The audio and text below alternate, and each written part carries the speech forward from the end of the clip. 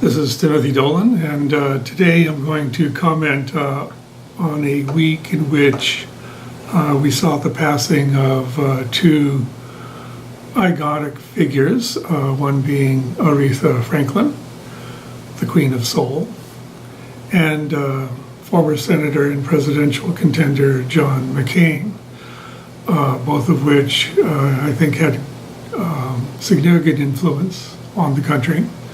Symbolically, I've always held that artists have at least as much impact and influence on culture and society as any politician, and I would still hold that.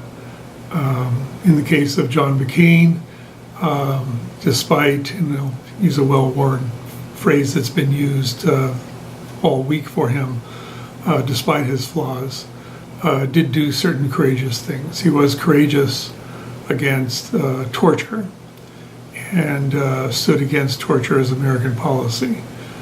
We don't know if that's really fully in effect, particularly given the tenor of this administration, which I don't think shares that value.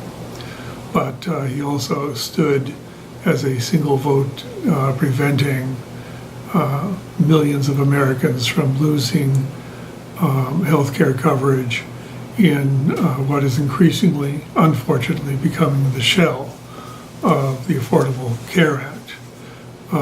Although perhaps with this crisis we may see finally a radical reconfiguring of healthcare as a right, but this is all speculative.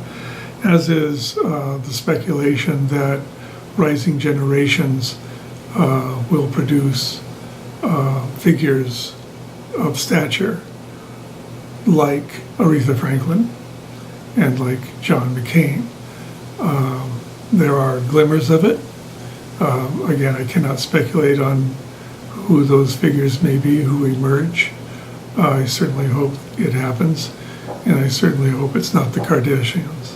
So this is a message to the rising generations.